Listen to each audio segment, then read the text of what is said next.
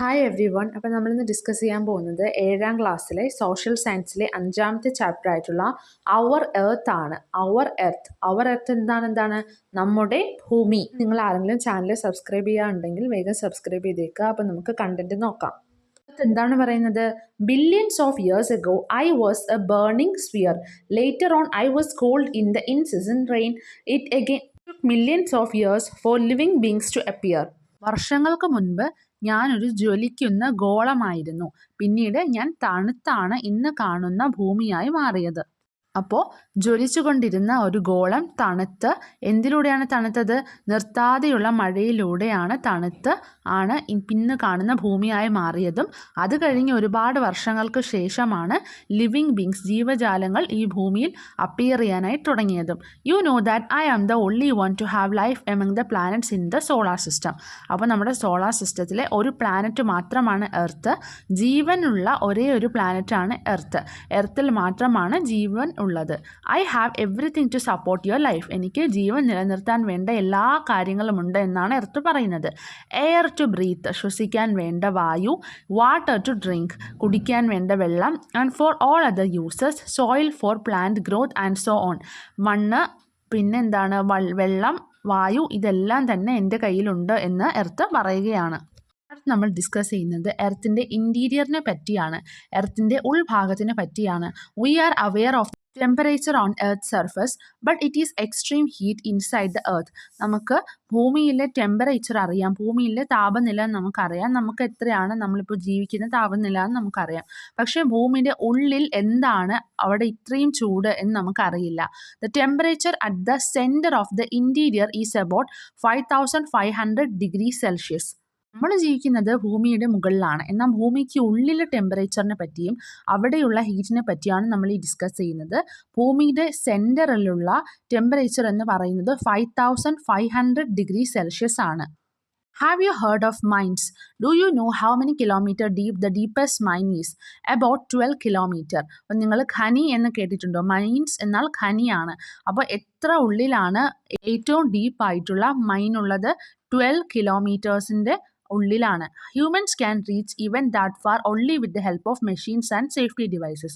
അപ്പോൾ നമ്മൾ ഭൂമി കുഴിച്ച് 12 കിലോമീറ്റർ താഴെ പോകുമ്പോഴാണ് നമ്മൾ ഏറ്റവും ഡീപ്പായിട്ടുള്ള മൈൻ കാണുന്നത്. ഹ്യൂമൻസിന് അവിടെ എത്തണമെങ്കിൽ നമുക്ക് മെഷീൻസിൻ്റെയോ അല്ലെങ്കിൽ ഡിവൈസസിൻ്റെയോ എല്ലാം ഹെൽപ്പ് വേണം. The distance from the surface to the centre of the earth is about 6371 kilometre, 6371 kilometre. നമ്മൾ നിൽക്കുന്ന ഭൂമിയുടെ മുകളിൽ നിന്ന് ഭൂമിയുടെ സെൻറ്റർ വരെയുള്ള ഡിസ്റ്റൻസ് എന്ന് പറയുന്നത് എത്ര ദൂരമാണ്? 6371 കിലോമീറ്റർ ആണ്. So is it possible for the humans to understand the interior of the directly? അപ്പോൾ നമുക്ക് താഴെ പോയി കുഴിച്ച് മനസ്സിലാക്കൽ എന്ന് പറയുന്നത് നടക്കുന്ന കാര്യമല്ല. Then how did we get the information about the interior of earth? അപ്പോൾ നമ്മൾ എങ്ങനെയാണ് എർത്തിനെ പറ്റി മനസ്സിലാക്കുന്നത്? The information regarding the interior of the earth is formed through scientific studies and interferences. അപ്പോൾ നമ്മൾ സയൻറ്റിഫിക് സ്റ്റഡീസ് വഴിയാണ് നമ്മൾ ഇതിനെ പറ്റി മനസ്സിലാക്കുന്നത്. Examining materials that reach the earth's surface through volcanic eruptions, from the information collected from mines, by analyzing the motion of waves generated during earthquake. നമ്മൾ ഇതിനെ പറ്റിയെല്ലാം മനസ്സിലാക്കുന്നത് എങ്ങനെയൊക്കെയാണ്? വോൾക്കാനിക് ഇറപ്ഷൻസ് വഴി വളരെ ഉള്ളിൽ നിന്ന് പുറത്തേക്ക് വരുന്ന വസ്തുക്കളെ നമ്മൾ മനസ്സിലാക്കിയും, അതുപോലെ തന്നെ മൈൻസ്, നമ്മുടെ ചുറ്റും നമ്മൾ മൈൻസ് ഉണ്ടാക്കാറുണ്ട്. ഖനനം ചെയ്യുന്ന സ്ഥലങ്ങൾ നമുക്ക് ചുറ്റും ഉണ്ട്, വളരെ റെയർ ആണ് എന്നാലും ഉണ്ട്. അപ്പോൾ അവിടെ നിന്ന് നമുക്ക് ഇൻഫർമേഷൻ കളക്ട് ചെയ്യാനായിട്ട് പറ്റും. അതുമാത്രമല്ല, by analysing the motion of waves generated during earthquake എന്താണ്? ഭൂകമ്പം അല്ലെങ്കിൽ ഭൂചലനത്തിൻ്റെ സമയത്തുണ്ടാകുന്ന തരംഗങ്ങളുടെ മൂവ്മെൻറ്റ് മനസ്സിലാക്കിക്കൊണ്ടും നമുക്ക് എർത്തിനെ പറ്റി കൂടുതൽ പഠിക്കാനായിട്ട് സാധിക്കും. സ്ട്രക്ചർ ഓഫ് എർത്ത്, എർത്തിൻ്റെ ഘടനയെ പറ്റിയാണ് അടുത്ത് നമ്മൾ പഠിക്കുന്നത്. What information do you get about the interior of earth? എർത്തിൻ്റെ ഉൾഭാഗത്തിനെ പറ്റി നിങ്ങൾക്ക് എന്തെല്ലാം ഇൻഫർമേഷനാണ് ഈ പിക്ചറിൽ നിന്ന് മനസ്സിലാക്കാൻ സാധിക്കുന്നത്? നമ്മൾ നോക്കിയേ, പല ലെയേഴ്സാണ് നമ്മുടെ എർത്തിൻ്റെ ഉള്ളിൽ നിന്ന് പുറത്തേക്ക് വരുമ്പോൾ ഉള്ളതെന്ന് നമുക്ക് മനസ്സിലായി. നമുക്ക് ഓരോ പാർട്സായിട്ട് കാണിച്ചിട്ടുണ്ട്. Crust, mantle, outer core, inner core എന്നിങ്ങനെ അവിടെ റെപ്രസെൻറ്റ് ചെയ്തിട്ടുണ്ട്. അപ്പോൾ നമുക്ക് അടുത്ത് നോക്കാം. The interior of the earth is divided into different layers. എർത്തിൻ്റെ ഉൾഭാഗത്ത് നിന്ന് പുറത്തേക്ക് പല പല ലെയേഴ്സ് ആയിട്ട് ഡിവൈഡ് ചെയ്തിട്ടുണ്ട്. ഔട്ടർ മോസ്റ്റ് ലെയർ ആണ് ക്രസ്റ്റ്. ഏറ്റവും പുറത്തെ ലെയറാണ് ക്രസ്റ്റ്. ക്രസ്റ്റിൻ്റെ ഉള്ളിലത്തെ ലെയർ ആരാണ്? മാൻറ്റിൽ. മാൻറ്റിലിൻ്റെ ഉള്ളിലാണ് ഔട്ടർ കോർ. ഔട്ടർ കോറിൻ്റെ ഉള്ളിലാണ് ഇന്നർ കോർ. അടുത്ത് നമുക്ക് ഓരോ പാർട്സിനെ പറ്റിയും ഡീറ്റെയിൽ ആയിട്ട് നോക്കാം. ഏറ്റവും പുറത്തെ ലെയറാണ് crust. Crust is the outermost and relatively thin layer of earth. എർത്തിൻ്റെ ഏറ്റവും പുറത്തെയും ഏറ്റവും തിന്നുമായിട്ടുള്ള ലെയറാണ് crust. This layer is made up of solid rocks. Rocks വെച്ചിട്ടാണ് ക്രസ്റ്റ് എന്ന ലെയർ ഉണ്ടാക്കിയിരിക്കുന്നത്. റോക്സ് എന്താണ്? കല്ലുകൾ. The crust has two parts, namely continental crust and oceanic crust. ക്രസ്റ്റിനെ തന്നെ നമുക്ക് രണ്ടായിട്ട് ഡിവൈഡ് ചെയ്യാം. കോണ്ടിനെൻ്റൽ ക്രസ്റ്റും ഓഷ്യനിക് ക്രസ്റ്റും. Continental crust is thicker than the oceanic crest. Continental crest oceanic ക്രസ്റ്റിനേക്കാൾ കൂടുതൽ കട്ടിയുള്ളതാണ്. The average thickness is about 30 km. In mountain areas, continental crust has a thickness of about 70 km, but the average thickness of oceanic crust is 5 km. അപ്പോൾ നമുക്ക് continental ക്രസ്റ്റും oceanic ക്രസ്റ്റും തമ്മിലുള്ള വ്യത്യാസം ആദ്യം detail ആയിട്ട് നോക്കാം. Continental crest എന്ന് പറയുമ്പോൾ കരഭാഗത്തിൻ്റെ താഴെ കാണുന്ന ക്രസ്റ്റ് റീജിയനെയാണ് കോണ്ടിനെൻ്റൽ ക്രസ്റ്റ് എന്ന് പറയുന്നത്. അപ്പം നമ്മളിപ്പോൾ നിൽക്കുന്നത് ഒരു കരഭാഗത്താണ്. നമ്മുടെ കരഭാഗത്തായിരിക്കും നമ്മുടെ വീടെല്ലാം ഉള്ളത്. അപ്പോൾ അതിൻ്റെ തൊട്ട് താഴെയുള്ള ലെയർ ആരായിരിക്കും? കോണ്ടിനെൻ്റൽ ക്രസ്റ്റ് ആയിരിക്കും. എന്നാൽ ഓഷ്യനിക് ക്രസ്റ്റ് എന്ന് പറഞ്ഞാൽ എന്താണ്? സമുദ്രത്തിൻ്റെ തൊട്ടടിയിലേക്ക് കാണുന്ന ക്രസ്റ്റ് എന്ന് പറയുന്നത് ഓഷ്യനിക് ക്രസ്റ്റ് ആയിരിക്കും. മനസ്സിലായല്ലോ? ഇനി ഇതിൻ്റെ ആവറേജ് തിക്നെസ്, ആവറേജ് കനം എന്ന് പറയുന്നത് 30 കിലോമീറ്റർ ആണ്. മൗണ്ടെയിൻ ഏരിയാസിലൊക്കെ, ഒരു മലനിരകളുടെ റീജൻസിലൊക്കെ കോണ്ടിനെൻ്റൽ ക്രസ്റ്റിൻ്റെ തിക്നെസ് എന്ന് പറയുന്നത് 70 കിലോമീറ്റർ ആണ്. പക്ഷേ ഓഷ്യനിക് ക്രസ്റ്റിൻ്റെ തിക്നെസ് എത്ര മാത്രമേ ഉള്ളൂ? 5 കിലോമീറ്റർ മാത്രമേ ഉള്ളൂ. മനസ്സിലായോ? ഇനി നോക്കിയേ, ക്രസ്റ്റിന് തൊട്ട് താഴെ കാണുന്ന ലെയറാണ് mantle. Mantle is a layer below the crust. This is relatively thick. ഇത് ക്രസ്റ്റിനേക്കാൾ കുറച്ചുകൂടി കട്ടി കൂടിയതാണ്. It extends up to 2900 kilometre. നമ്മുടെ എർത്തിൽ നിന്ന് താഴേക്ക് പോകുമ്പോൾ 2900 കിലോമീറ്റർ വരെ മാൻറ്റിൽ ലെയർ ആണ്. The part of earth that comprises crust and upper part of the mantle is called lithosphere. അപ്പോൾ നമ്മുടെ എർത്തിൻ്റെ ഭാഗം which consists of, അതായത് ക്രസ്റ്റും മാൻറ്റിലിൻ്റെ ഏറ്റവും മുകളിലത്തെ ലെയറും കൂട്ടിച്ചേർത്ത് നമ്മളിതിനെ ലിത്തോസ്ഫിയർ എന്നാണ് വിളിക്കുന്നത്. ക്രസ്റ്റ് മൊത്തത്തിലും മാൻറ്റിലിൻ്റെ അപ്പർ ലെയർ മാത്രവും അതിന് ചേർത്ത് നമ്മൾ ലിത്തോസ്ഫിയർ എന്ന് വിളിക്കും. The part below the lithosphere, which is in a molten state due to the melting of rock particles, is known as asthenosphere. ലിത്തോസ്ഫിയറിന് തൊട്ട് താഴെ കാണുന്ന ലെയറാണ് അസ്തനോസ്ഫിയർ. അവിടെയുള്ള പ്രത്യേകത എന്താണ്? അതൊരു മോൾട്ടൺ സ്റ്റേറ്റിലാണ് കാണുന്നത്. അതൊരു ഉരുകിയ രീതിയിലാണ് കാണപ്പെടുന്നത്. കാരണം അവിടെയുള്ള റോക്സുകളെല്ലാം മെൽറ്റ് ആയിട്ടാണ് ആ ലെയർ ഉണ്ടായിരിക്കുന്നത്. അവിടെയുള്ള കട്ടിയുണ്ടായിരുന്ന കല്ലുകളെല്ലാം മെൽറ്റ് ആയിട്ടാണ് എസ്തനോസ്ഫിയർ എന്ന് പറഞ്ഞ ലെയർ ഉണ്ടായിരിക്കുന്നത്. അതിനെ നമുക്ക് മാഗ്മ എന്ന് നമുക്ക് പറയാനായിട്ട് പറ്റും. Melting of rock particles, magma. This portion below the asthenosphere is in solid state. ഇനി അസ്തനോസ്ഫിയറിനും താഴെ ഒരു ലെയർ ഉണ്ട്. അത് നല്ല സോളിഡ് ആയുള്ള ഒരു ലെയർ ആയിട്ടാണ് കാണുന്നത്. മാൻറ്റിൽ തന്നെ 3 ലെയർ ഉണ്ടെന്ന് നമുക്ക് മനസ്സിലാകും. ക്രസ്റ്റും മാൻറ്റിലിൻ്റെ മുകൾ ഭാഗത്തിനെയും ചേർത്ത് നമ്മൾ ലിത്തോസ്ഫിയർ എന്ന് വിളിക്കും. ലിത്തോസ്ഫിയറിൻ്റെ തൊട്ട് താഴെയാണ് അസ്തനോസ്ഫിയർ കാണുന്നത്. അസ്തനോസ്ഫിയറിൻ്റെ തൊട്ട് താഴെ സോളിഡ് ആയിട്ടുള്ള ഒരു ലെയർ കൂടി ഉണ്ട്. അപ്പോൾ ഇത് മനസ്സിലായല്ലോ? ഇത് നമ്മൾ ഡിസ്കസ് ചെയ്യുന്നത് കോറിനെ പറ്റിയാണ്. മാൻറ്റിലിൻ്റെ തൊട്ട് താഴെ കാണുന്ന ലെയറാണ് core. It is divided into outer core and inner core. കോറിനെ ഔട്ടർ കോർ എന്നും ഇന്നർ കോർ എന്നും ഡിവൈഡ് ചെയ്തിട്ടുണ്ട്. ഔട്ടർ കോർ ഒരു ലിക്വിഡ് സ്റ്റേറ്റിലായിട്ടും ഒരു ദ്രാവക സ്റ്റേറ്റിലും, അതുപോലെ തന്നെ ഇന്നർ കോർ നല്ല കട്ടിയുള്ള സോളിഡ് സ്റ്റേറ്റിലുമാണ്. The core is mainly made up of metals like nickel and iron. നിക്കലും അയണും ചേർത്താണ് കോർ ഉണ്ടാക്കിയിരിക്കുന്നത്. Hence core is also known as NIFE. എന്തിനാണ് നൈഫ് എന്ന് കോറിനെ പറയുന്നത്? നിക്കൽ എന്നതിൻ്റെ NIയും FE ആരാണ്? അയൺ. അയണിൻ്റെ സിമ്പിളാണ് FE. അതിൻ്റെ FEയും ചേർത്ത് NIFE, നൈഫ് എന്നാണ് പറയുന്നത്. The temperature in the inner core is about 5500 degree Celsius. Inner കോറിലെ ടെമ്പറേച്ചർ, താപനില എന്ന് പറയുന്നത് 5500 ഡിഗ്രി സെൽഷ്യസ് ആണ്. അത്രയും ചൂടാണ് അപ്പോൾ എർത്തിൻ്റെ ഏറ്റവും സെൻട്രൽ റീജിയൻ ആയിട്ടുള്ള കോറിൽ എത്തുമ്പോൾ. അപ്പം നമുക്കടുത്ത് ഒരു സ്ട്രക്ചർ ഓഫ് എർത്തിനെ പറ്റി നോക്കാം. ക്രസ്റ്റിന് നമുക്ക് എന്തെല്ലാം പ്രത്യേകതകളുണ്ടെന്നാണ് അവിടെ പോയിന്റ് ആയിട്ട് എഴുതേണ്ടത്. ഔട്ടർ മോസ്റ്റ് ലെയർ ആണ്, കോണ്ടിനെന്റൽ ക്രസ്റ്റ്, ഓഷ്യനിക് ക്രസ്റ്റ് എന്ന് രണ്ടായിട്ട് ഡിവൈഡ് ചെയ്തിട്ടുണ്ട്. ഇനി മാൻഡിലിന്റെ പ്രത്യേകത എന്താണ്?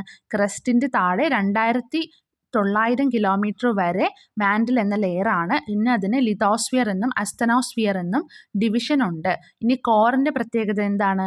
കോറിനെ നൈഫ് എന്നും പറയും. നൈഫ് എന്താണ്? നിക്കലും Fe ആരാണ്? അയണും. അടുത്ത് നമ്മൾ ഇതിൻ്റെതും ആ പോയിന്റ് ആണ്. Made up of nickel and iron. നിക്കലും അയണും വെച്ചിട്ടാണ് ഉണ്ടാക്കിയിരിക്കുന്നത്. Innermost layer of earth ആണ് കോർ. അപ്പോൾ ഇത്രയുമാണ് അവിടെ എഴുതേണ്ടത്. അടുത്ത് എന്താണ്? ഒരു ആക്ടിവിറ്റി ആണ്, അത് നിങ്ങൾ സ്വന്തമായിട്ട് ചെയ്യേണ്ടതാണ്. എന്താണെന്ന് എക്സ്പ്ലെയിൻ ചെയ്ത് തരാം. എർത്തിൻ്റെ കുറച്ച് ലെയേഴ്സിൻ്റെ എല്ലാം പ്രത്യേകതകൾ അവിടെ തന്നിട്ടുണ്ട്. അപ്പോൾ കറക്റ്റ് ആയിട്ടുള്ളതിന് ഒരു സ്മൈലി വരയ്ക്കണം, ഒരു ഹാപ്പി ആയിട്ടുള്ള ഒരു സ്മൈലിയും. ഇൻകറക്റ്റ് ആണെങ്കിൽ നമ്മൾ ഒരു അൺഹാപ്പി ആയിട്ടുള്ള സ്മൈലിയിലേക്കും മാച്ച് ചെയ്യാൻ അല്ലെങ്കിൽ ഒരു വരയ്ക്കാനാണ് പറഞ്ഞിരിക്കുന്നത്. നമുക്ക് ആക്ടിവിറ്റി നോക്കാം. Crust is the outermost solid part of earth which is made up of rocks. അപ്പോൾ അത് കറക്റ്റ് ആണോ? ആണ്. അപ്പോൾ അവിടെ ഒരു സ്മൈലിയാണ് വരയ്ക്കേണ്ടത്. അടുത്ത് lithosphere is made up of crust and upper mantle. Lithosphere made up ചെയ്തിരിക്കുന്നത് ക്രസ്റ്റും അപ്പർ മാൻറ്റിലും ചേർത്താണ്. അപ്പോൾ അതും കറക്റ്റാണ്. Asthenosphere is the molten part formed by molten rock particles. Asthenosphere ഒരു ഉരുകിയ ഭാഗമാണ്, മോൾട്ടൺ ആയിട്ടുള്ള റോക്ക് പാർട്ടിക്കിൾസ് ചേർത്താണ് ഉണ്ടാക്കിയിരിക്കുന്നത്. അപ്പോൾ അതും കറക്റ്റാണ്.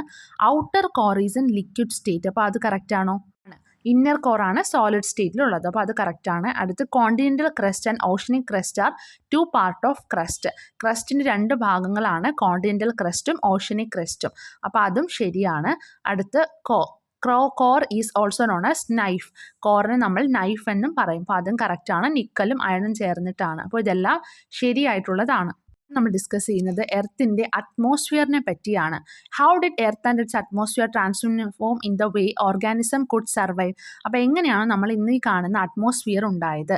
The earth, which was in a molten hot state at the time of origin, slowly cooled over in billions of years. അപ്പോൾ നമ്മൾ ചാപ്റ്ററിൻ്റെ ആദ്യം തന്നെ പറഞ്ഞിരുന്നു, എർത്ത് ഒരു വളരെ ഹോട്ടായിട്ടുള്ള ഒരു ഗോളമായിരുന്നു, ഒരു ജ്വലിക്കുന്ന ഗോളമായിരുന്നു. പിന്നീട് അത് തണിന്ന് നമ്മൾ കാണുന്ന രീതിയിൽ എത്തിയത്. അപ്പോൾ ഇങ്ങനെ തണുക്കുമ്പോൾ എന്ത് സംഭവിച്ചു? ഇങ്ങനെ തണുത്ത് വരുന്ന സമയത്ത് ഒരുപാട് gases എർത്തിനുള്ളിൽ റിലീസായിരുന്നു. Eventually, an air cover containing many gases was formed around the earth. അപ്പോൾ ഇങ്ങനെ ഓരോ ഗ്യാസസ് ഇങ്ങനെ പുറത്ത് വരാനായിട്ട് തുടങ്ങി എർത്ത് കൂളാകുന്ന സമയത്ത്. അപ്പോൾ ഈ ഗ്യാസസ് എല്ലാം കൂടി ചേർത്ത് ഒരു കവർ പോലെ ഉണ്ടായി. അപ്പോൾ അതാണ് പിന്നീട് അറ്റ്മോസ്ഫിയറായി മാറിയത്. This gaseous blanket that covers the earth is known as atmosphere. Within the origin of plants, the atmosphere became rich in oxygen as a result of photosynthesis. പിന്നീട് പ്ലാന്റ്സ് എല്ലാം ഭൂമിയിൽ ഉണ്ടായ സമയത്ത് ഓക്സിജൻ ആയി കൂടുതലും അറ്റ്മോസ്ഫിയറിൽ. അതെങ്ങനെയാണ്? Photosynthesis നടത്തിയില്ലേ plants? ഫോട്ടോസിന്തസിസ് എന്താണെന്ന് നിങ്ങൾക്കറിയാം.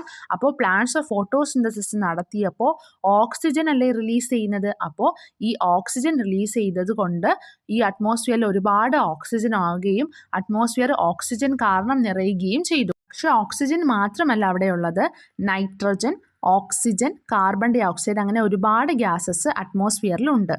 Apart from these, there are other gases, dust particles and water molecules. അപ്പോൾ ഇതല്ലാതെ ഒരുപാട് ഗ്യാസുകളുണ്ട്, ഡസ്റ്റ് പാർട്ടിക്കിൾസ് ഉണ്ട്, അതുപോലെ തന്നെ വാട്ടർ മോളിക്യൂൾസും നമ്മുടെ ഭൂമിയിലുണ്ട്. Let us see the various gases present in atmosphere and their composition. അപ്പോൾ നമുക്ക് അറ്റ്മോസ്ഫിയറിലുള്ള ഓരോ ഗ്യാസസിനെയും പറ്റി ഡീറ്റെയിൽ ആയിട്ട് നോക്കാം. എർത്തിൻ്റെ സർഫസിൽ നിന്ന് എബൌട്ട് 10,000 കിലോമീറ്റർ പൊക്കത്തിൽ വരെ അറ്റ്മോസ്ഫിയർ ആണ്.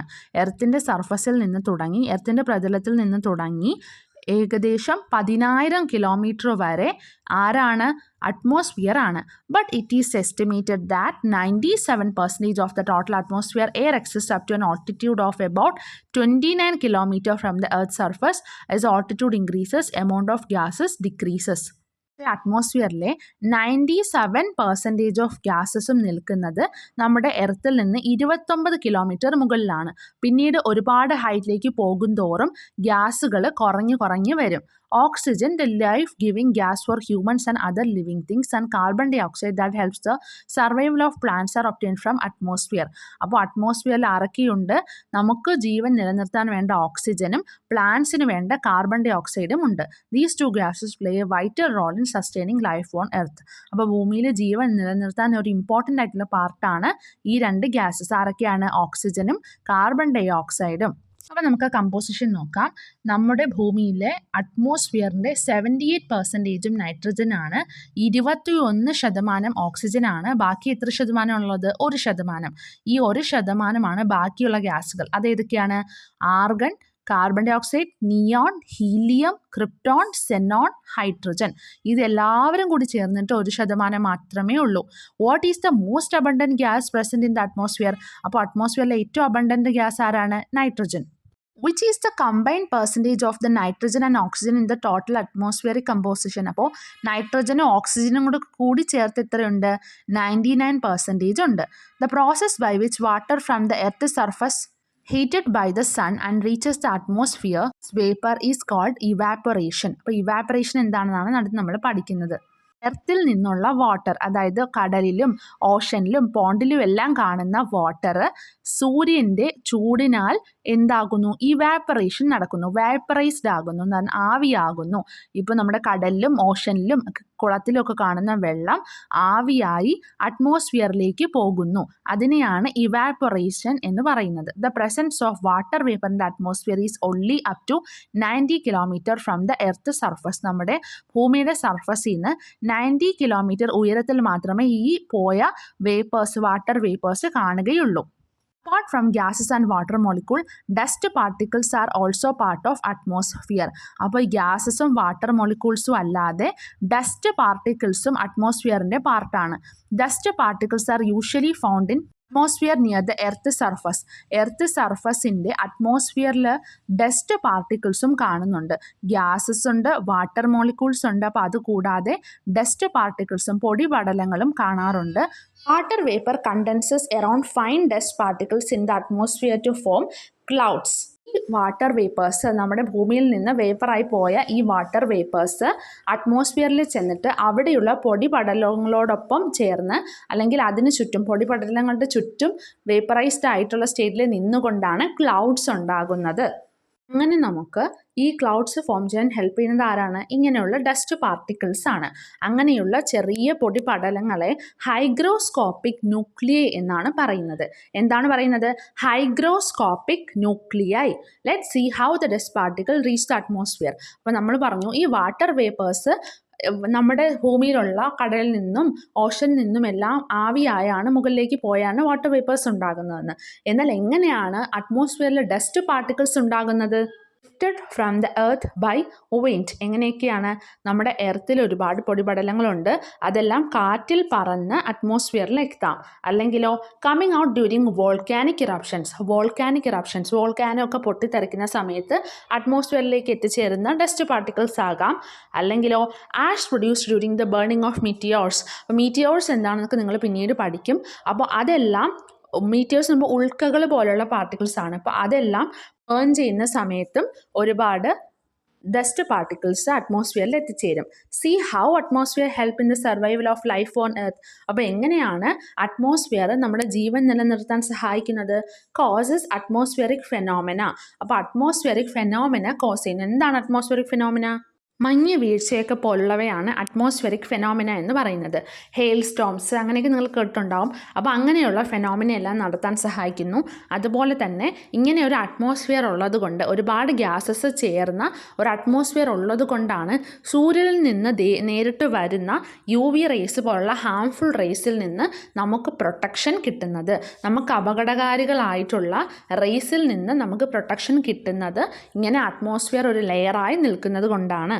ഒരു ആക്ടിവിറ്റിയാണ് write down how each of the following factors helps to sustain life on earth. എങ്ങനെയാണ് ഈ ഓരോ ഫാക്ടേഴ്സും ജീവൻ നിലനിർത്താനായിട്ട് സഹായിക്കുന്നത്? Atmospheric air. അറ്റ്മോസ്ഫിയറിലെ എയർ എന്തിനെല്ലാം സഹായിക്കുന്നു? ഓക്സിജൻ സപ്ലൈ ചെയ്യാൻ, നമുക്ക് വേണ്ട ഓക്സിജൻ സപ്ലൈ ചെയ്യാൻ. അതുപോലെ തന്നെ ഫോട്ടോസിന്തസിസിനായിട്ടുള്ള കാർബൺ ഡൈ ഓക്സൈഡിൻ്റെ റെഗുലേഷനും പിന്നെ വെതർ ആൻഡ് വാട്ടർ സൈക്കിളിനും സഹായിക്കുന്നു. ഇനി water particles in the atmosphere എന്തിനാണ് സഹായിക്കുന്നത്? അറ്റ്മോസ്ഫിയറിലുള്ള വെള്ളത്തുള്ളികൾ എന്തിനാണ് സഹായിക്കുന്നത്?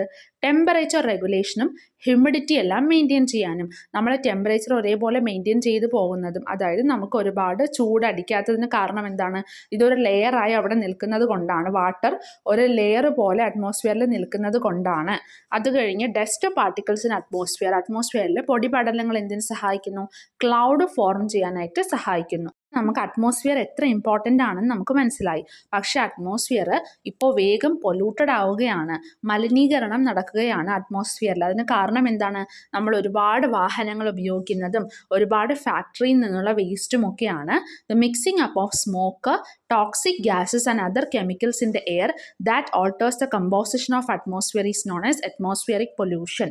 അപ്പോൾ അറ്റ്മോസ്ഫിയറിൻ്റെ മലിനീകരണം എന്നാൽ എന്താണ്? നമ്മൾ അറ്റ്മോസ്ഫിയറിലേക്ക് ഒരുപാട് പൊടിപടലങ്ങളും സ്മോക്കും പുകയും അതുപോലെ തന്നെ ടോക്സിക് ആയിട്ടുള്ള ഗ്യാസുകളും കെമിക്കൽസിനെ എല്ലാം നമ്മൾ റിലീസ് ചെയ്യുന്നു. ഫാക്ടറിയിൽ നിന്നായിരുന്നാൽ പോലും നമ്മൾ മറ്റു പല കെമിക്കൽസിനെ റിലീസ് ചെയ്യുന്നതെല്ലാം അറ്റ്മോസ്ഫിയറിനെ ബാധിക്കുകയും അതിനെ മലിനമാക്കുകയും ചെയ്യുന്നു. അതിനെയാണ് അറ്റ്മോസ്ഫിയറിക് പൊല്യൂഷൻ എന്ന് പറയുന്നത്. What activities cause atmospheric pollution? അപ്പോൾ അറ്റ്മോസ്ഫിയറിക് പൊല്യൂഷൻ ഉണ്ടാക്കുന്ന ആക്ടിവിറ്റീസ് എന്തൊക്കെയാണ്? ഈ പിക്ചർ നോക്കിയിട്ട് നമുക്ക് മനസ്സിലാവും. Burning of plastic. ഇപ്പോൾ പ്ലാസ്റ്റിക് ഒക്കെ നമ്മൾ ബേൺ ചെയ്യുകയാണെങ്കിൽ അവിടെ നിന്ന് അറ്റ്മോസ്ഫിയറിലേക്ക് ടോക്സിക് ആയിട്ടുള്ള ഒരുപാട് ഗ്യാസുകൾ പോകും. അതുപോലെ തന്നെ എന്താണ്? Increase in number of vehicles. ഒരുപാട് വെഹിക്കിൾസ് കൂടുകയാണെങ്കിൽ അതിനകത്തു നിന്നുള്ള സ്മോക്ക് എല്ലാം അറ്റ്മോസ്ഫിയറിക് പൊല്യൂഷന് കാരണമായി തീരും. What causes an increase in level of atmospheric pollution industrial cities? അപ്പോൾ ഇൻഡസ്ട്രിയൽ സിറ്റീസിൽ കൂടുതലായിട്ട് പൊല്യൂഷൻ വരാൻ കാരണം ഇതൊക്കെ തന്നെയാണ്. നമ്മൾ ഈ ഫാക്ടറിയിൽ നിന്നുള്ള വേസ്റ്റുകളെല്ലാം പുറത്തോട്ട് കളയുന്നതും വെഹിക്കിൾസ് കൂടുതലായിട്ട് ഉപയോഗിക്കുന്നതും. നമ്മൾ പഠിക്കുന്നത് എന്താണ് ആസിഡ് റെയിൻ എന്നാണ്. When coal, petroleum, fuel, diesel etcetera are burn, many gases such as carbon dioxide, carbon monoxide, sulphur dioxide are released in to the atmosphere. കോളും പെട്രോളും ഡീസലും എല്ലാം കത്തിക്കുന്ന സമയത്ത് carbon dioxide, carbon monoxide, sulphur dioxide പോലുള്ള ഒരുപാട് gases അറ്റ്മോസ്ഫിയറിലേക്ക് റിലീസാവും. ഇൻ ദ അറ്റ്മോസ്ഫിയറിൽ ചെന്നിട്ടോ ഈ ഗ്യാസസുകളെല്ലാം റെയിൻ വാട്ടറുമായിട്ട് മിക്സ് ആകും, making it acidic and reaches the earth acid rain. അപ്പോൾ ഈ ഗ്യാസസ് എല്ലാം അറ്റ്മോസ്ഫിയറിൽ ചെന്നിട്ട് നമ്മൾ മഴ പെയ്യുന്നതോടൊപ്പം ഈ ഗ്യാസസും കൂടി ഇങ്ങ് താഴേക്ക് വരും. അതിനെയാണ് ആസിഡ് റെയിൻ എന്ന് പറയുന്നത്. ഈ ഗ്യാസസും നമ്മൾ മഴയും കൂടി ചേരുമ്പോൾ ആസിഡായിട്ട് മഴ മാറും. അതിനെയാണ് ആസിഡ് റെയിൻ എന്ന് പറയുന്നത്. ആസിഡ് റെയിനിൻ്റെ pH നോക്കാം നമുക്ക്. If the pH value of rain water is less than 5. അപ്പോൾ നമ്മളുടെ റെയിൻ വാട്ടർ, നമുക്കിപ്പോൾ കിട്ടുന്ന റെയിൻ വാട്ടർ ആസിഡിക് ആണോ ആസിഡ് റെയിൻ ആണോ അല്ലയോ നിങ്ങൾക്ക് എങ്ങനെ മനസ്സിലാക്കാം? pH 5 കുറവാണെങ്കിൽ അത് ആസിഡിക് ആണ്, അപ്പോൾ ആസിഡ് റെയിൻ ആയിട്ട് കണക്കാക്കും. 5 കൂടുതലാണെങ്കിൽ അത് ആസിഡ് റെയിൻ അല്ല. pH 7 ഒക്കെ ആകുമ്പോൾ അത് നമ്മൾ പ്യുവർ വാട്ടർ ആയിട്ട് കൺസിഡർ ചെയ്യും. ഇനി നമ്മൾ പഠിക്കേണ്ടത് സ്മോഗ് ആണ്. Smog is the blend of smoke and fog. പുകയും മഞ്ഞും കൂടി ചേർന്നതാണ് സ്മോഗ് എന്ന് പറയുന്നത്. Smoke and dust from industries, construction activities, vehicles, burning of agriculture residues etcetera fill the atmosphere. അപ്പോൾ നമ്മൾ ഓരോന്നും കത്തിക്കുമ്പോൾ അത് സ്മോക്ക് എല്ലാം അറ്റ്മോസ്ഫിയറിലേക്കാണ് പോകുന്നതെന്ന് നമുക്കറിയാം. എങ്ങനെയൊക്കെയാണ്? നമ്മൾ കൺസ്ട്രക്ഷൻ ആക്ടിവിറ്റീസ്, ഓരോന്ന് വീടായിരുന്നാലും ബിൽഡിങ്സ് ആയിരുന്നാലും ഉണ്ടാക്കുമ്പോഴും, അല്ലെങ്കിൽ വെഹിക്കിൾസ് അവിടെ കോളും പെട്രോളൊക്കെ നമ്മൾ ബേൺ ചെയ്യുമ്പോഴും, അല്ലെങ്കിൽ അഗ്രികൾച്ചറിന് ബാക്കി വന്ന പ്രൊഡക്ട്സ് എല്ലാം നമ്മൾ ബേൺ ചെയ്യുമ്പോഴും എല്ലാം ഒരുപാട് ഗ്യാസസ് അറ്റ്മോസ്ഫിയറിലേക്ക് പോകും. അപ്പോൾ ഈ പുക മഞ്ഞുമായിട്ട് ചേരുമ്പോഴാണ് സ്മോഗായി മാറുന്നത്. Many studies show that air pollution increases the risk of stroke, heart and lung diseases. അപ്പോൾ ഇതെല്ലാം എയറിനെ പൊല്യൂട്ട് ചെയ്യുന്നതാണല്ലോ. എയർ പൊല്യൂഷൻ നടക്കുന്ന സമയത്ത് നമ്മുടെ ഹാർട്ടിനെയും ലങ്സിനെയും എല്ലാം ഒരുപാട് ബാധിക്കുമെന്നാണ് സയൻസ് സ്റ്റഡീസ് പറയുന്നത്. ഇവിടെ കുറച്ച് പിക്ചേഴ്സ് തന്നിട്ടുണ്ട്. ആ പിക്ചേഴ്സ് എന്താണെന്ന് നമുക്ക് അടുത്ത പേജിൽ ഡിസ്കഷൻ കാണുമ്പോൾ നമുക്ക് മനസ്സിലാകും. അടുത്ത് നമ്മൾ പഠിക്കുന്നത് അറ്റ്മോസ്ഫിയറിൻ്റെ സ്ട്രക്ചറിനെ പറ്റിയാണ്. നമ്മൾ അറ്റ്മോസ്ഫിയർ നോക്കിയേ, നമ്മുടെ ഭൂമിൻ്റെ തൊട്ട് മുകളിൽ, എർത്തിൻ്റെ തൊട്ട് മുകളിലാണ് ട്രോപ്പോസ്ഫിയർ, അതിന് മുകളിലാണ് സ്ട്രാറ്റോസ്ഫിയർ, അതിന് മുകളിലാണ് മെസോസ്ഫിയർ, മെസോസ്ഫിയറിന് മുകളിലാണ് തെർമോസ്ഫിയർ, തെർമോസ്ഫിയറിന് മുകളിലാണ് exosphere. Troposphere, stratosphere, mesosphere, thermosphere, exosphere. ഓരോ ലെയേഴ്സും കണ്ടല്ലോ. ഇനി നമുക്ക് ഓരോന്നിനെ പറ്റിയും പഠിക്കാം. അപ്പോൾ അവിടെ എഴുതുക കേട്ടോ. നിങ്ങൾ എഴുതാൻ പറ്റുമല്ലോ നിങ്ങൾക്ക്. Troposphere, stratosphere, mesosphere, thermosphere, exosphere. അതവിടെ എഴുതുക. 5 ലെയേഴ്സാണ് അറ്റ്മോസ്ഫിയറിനുള്ളത്. അത് നമുക്ക് ട്രോപ്പോസ്ഫിയറിനെ പറ്റി ഡീറ്റെയിൽ ആയിട്ട് നോക്കാം. It's the lower most layer of atmosphere. It has N average height of 13 kilometre from earth surface. അത് അറ്റ്മോസ്ഫിയറിൻ്റെ ഏറ്റവും താഴത്തെ ലെയറാണ്. അതിൻ്റെ ഹൈറ്റ് എന്ന് പറയുന്നത് എർത്ത് സർഫസിൽ നിന്ന് തുടങ്ങി 13 കിലോമീറ്റർ ഉയരെ വരെ ട്രോപ്പോസ്ഫിയർ ആണ്. ബാക്കി നോക്കാം. The height ranges about 8 kilometers at poles to 18 kilometers at the equator. അപ്പോൾ പോളുകളിൽ എർത്തിൻ്റെ പോൾ എന്ന് പറഞ്ഞാൽ എന്താണ്, രണ്ടറ്റത്തിനെയാണ് പോൾ എന്ന് പറയുന്നത്. പോളുകളിൽ എബൌട്ട് 8 കിലോമീറ്റർ വരെയാണ് ട്രോപ്പോസ്ഫിയറിൻ്റെ ഹൈറ്റ്. ഇക്വേറ്ററിന് അടുക്ക സെൻറ്ററിൽ എത്തുമ്പോൾ, എർത്തിൻ്റെ സെൻറ്റർ ആണല്ലോ ഇക്വേറ്റർ, അവിടെ ആകുമ്പോൾ 18 കിലോമീറ്റർ വരെ ഹൈറ്റ് ഉണ്ടാകും. ഡസ്റ്റ് പാർട്ടിക്കിൾസും വാട്ടർ വേപ്പറും എല്ലാം അബണ്ടൻ്റ് ആയിട്ട് ഈ റീജിയനിൽ കാണുന്നു. പൊടിപടലങ്ങളും എന്താണ് വെള്ളത്തുള്ളികളും വേപ്പേഴ്സും എല്ലാം ഒരുപാട് ഇവിടെ കാണുന്നു. അറ്റ്മോസ്ഫിയറിക് ഫെനോമന ആയിട്ടുള്ള, അതായത് ക്ലൗഡ്, റെയിൻ, മഞ്ഞ്, കാറ്റ് മുതലായവയെല്ലാം നടക്കുന്നത് ട്രോപ്പോസ്ഫിയറിലാണ്. ഇനി ട്രോപ്പോസ്ഫിയറിൻ്റെ ഇമ്പോർട്ടൻറ്റ് പാർട്ട് എന്ന് പറയുന്നത് the temperature of the atmosphere decreases at the rate of 1 degree Celsius for every 165 meters from the surface of earth. This is called normal lapse rate. അപ്പോൾ അത് നമ്മൾ പഠിക്കേണ്ടത് എന്താണ് നോർമൽ ലാപ്സ് റേറ്റ് എന്നാണ്. അതായത് നമ്മുടെ എർത്തിൽ നിന്ന് നമ്മൾ ഓരോ 165 മീറ്റർ ഉയരേക്ക് പോകുമ്പോഴും ഓരോ ഡിഗ്രി സെൽഷ്യസ് വെച്ച് ടെമ്പറേച്ചർ കുറഞ്ഞു പോകും.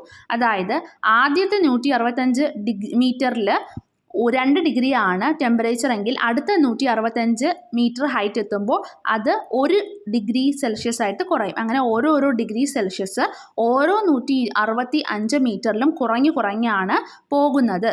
ഇതിനെയാണ് നമ്മൾ നോർമൽ ലാപ്സ് റേറ്റ് എന്ന് വിളിച്ചത്. മനസ്സിലായോ? അപ്പോൾ ഇതാണ് ട്രോപ്പോസ്ഫിയറിനെ കുറിച്ച് നമ്മൾ പഠിക്കേണ്ടത്. സ്ട്രാറ്റോസ്ഫിയറിനെ പറ്റിയാണ് അടുത്ത് നമ്മൾ പഠിക്കേണ്ടത്. സ്ട്രാറ്റോസ്ഫിയർ എന്ന് പറഞ്ഞാൽ എവിടെയാണ്? ട്രോപ്പോസ്ഫിയറിന് മുകളിലാണ്. ഹൈറ്റ് എന്ന് പറയുന്നത് 50 കിലോമീറ്റർ ആണ് എർത്ത് സർഫസിൽ നിന്ന്. സ്ട്രാറ്റോസ്ഫിയർ എന്ന് പറയുമ്പോൾ ടെമ്പറേച്ചർ കുറച്ച് ഹൈറ്റ് കഴിയുന്ന സമയത്ത് കൂടിയാണ് വരുന്നത്. നമ്മൾ ട്രോപ്പോസ്ഫിയറിൻ്റെ കാര്യം പറയുമ്പോൾ ടെമ്പറേച്ചർ കുറഞ്ഞു വരുമെന്ന് പറഞ്ഞു. പക്ഷേ സ്ട്രാറ്റോസ്ഫിയറിൻ്റെ ടെമ്പറേച്ചർ കൂടിയാണ് വരുന്നത്. ഓസോൺ ലെയർ കാണുന്നത് സ്ട്രാറ്റോസ്ഫിയറിലാണ്.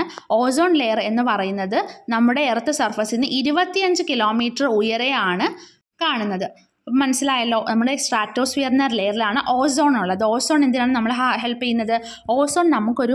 ഓസോൺ ലെയറിൽ ഒരുപാട് നമുക്ക് ഗ്യാസസുകൾ ഉള്ളതുകൊണ്ട് തന്നെ, അതൊരു ലെയർ പോലെ ആക്ട് ചെയ്യുന്നതുകൊണ്ട് തന്നെ നമ്മുടെ സൂര്യനിൽ നിന്നുള്ള അൾട്രാവയലറ്റ് റേസ് പോലെയുള്ള നമുക്ക് അപകടകരമായ ഓരോ റേസ് വരുന്നതിൽ നിന്ന് നമുക്ക് ഈ ഗ്യാസ് ഒരു പ്രൊട്ടക്ഷൻ തരുന്നു. നമുക്ക് ഈ ലെയർ, സ്ട്രാറ്റോസ്ഫിയറിൻ്റെ ഓസോൺ ലെയർ നമുക്കൊരു പ്രൊട്ടക്ഷൻ തരുന്നു. അതൊന്ന് നേരിട്ട് നമ്മളിൽ വന്ന് തറയ്ക്കാതിരിക്കാനായിട്ട് നമ്മളെ ഹെൽപ്പ് ചെയ്യുന്നതാണ് ഈ ഓസോൺ ലെയർ എന്ന് പറയുന്നത്. ഓസോൺ എർത്തിൻ്റെ ഷീൽഡ് ആണെന്ന് തന്നെ നമുക്ക് പറയാനായിട്ട് പറ്റും. The presence of ozone layer in the atmosphere protects the earth by blocking the harmful ultraviolet rays from the sun.